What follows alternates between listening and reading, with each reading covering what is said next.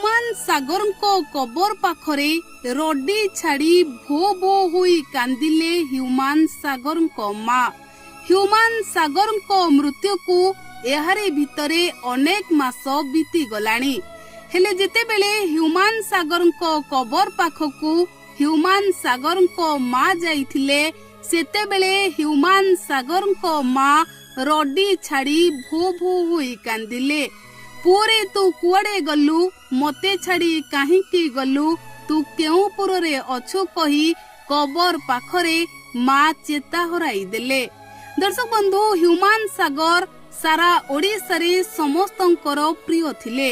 ଆଉ ସେ ଥିଲେ ତାଙ୍କ ମା ଶେଫାଳି ସୁନାଙ୍କ ଜୀବନ ଧନ। ଯେବେଠୁ ହ୍ୟୁମାନ ସାଗର ସମସ୍ତଙ୍କୁ ଛାଡ଼ି ସେପୁରକୁ ଚାଲି ଯାଇଛନ୍ତି ସେବେଠୁ ହ୍ୟୁମାନ ସାଗରଙ୍କ ମା ଭାଙ୍ଗି ପଡ଼ିଛନ୍ତି। ସେ ବଞ୍ଚିଛନ୍ତି ସତ, ହେଲେ ପ୍ରତି ମୁହୂର୍ତ୍ତରେ ପୁଅ ହ୍ୟୁମାନ ସାଗରଙ୍କୁ ମନେ ପକାଇ ଆଖିରୁ ଲୁହ ଝରାଉଛନ୍ତି। ସବୁବେଳେ ହ୍ୟୁମାନ ସାଗରଙ୍କୁ ଝୁରି ହୋଇ ହ୍ୟୁମାନ ସାଗରଙ୍କ ଫଟୋକୁ ଧରି ଆଖିରୁ ଲୁହ ଜରାଇ କାନ୍ଦୁଛନ୍ତି।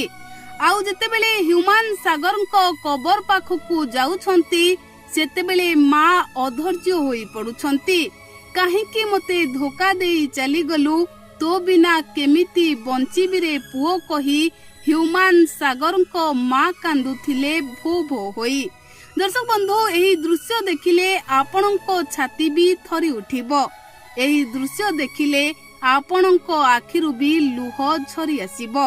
ହ୍ୟୁମାନ ସାଗରଙ୍କୁ ହରାଇବା ପରଠୁ ସତେ ଯେପରି ମାଙ୍କ ଜୀବନରୁ ସବୁ ଖୁସି ଶେଷ ହୋଇଯାଇଛି। ସବୁବେଳେ ହ୍ୟୁମାନ ସାଗରଙ୍କୁ ଝୁରି ହେଉଥିବା ମା ହ୍ୟୁମାନ ସାଗରଙ୍କ କବରକୁ ଦେଖିଦେଲେ ମାଙ୍କ ଛାତି ଯେମିତି ସତେ ଯେପରି ଫାଟି ପଡୁଛି।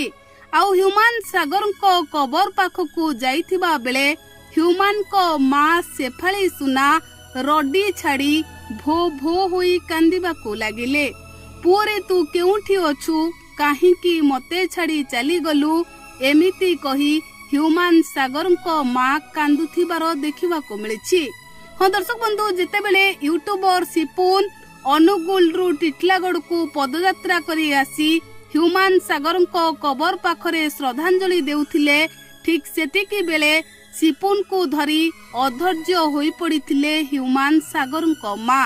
ଆଉ ଯିଏ ଯେତେ ବୁଝାଇଥିଲେ ବି ମା ବୁଝି ନଥିଲେ, କାନ୍ଦିଥିଲେ, ଭୋ ଭୋ ହୋଇ କାନ୍ଦି କାନ୍ଦି କହୁଥିଲେ ମୋ ପୁଅ ଚାଲିଗଲା, ମୋର ସବୁ ଖୁସିକୁ ନେଇକି ଚାଲିଗଲା।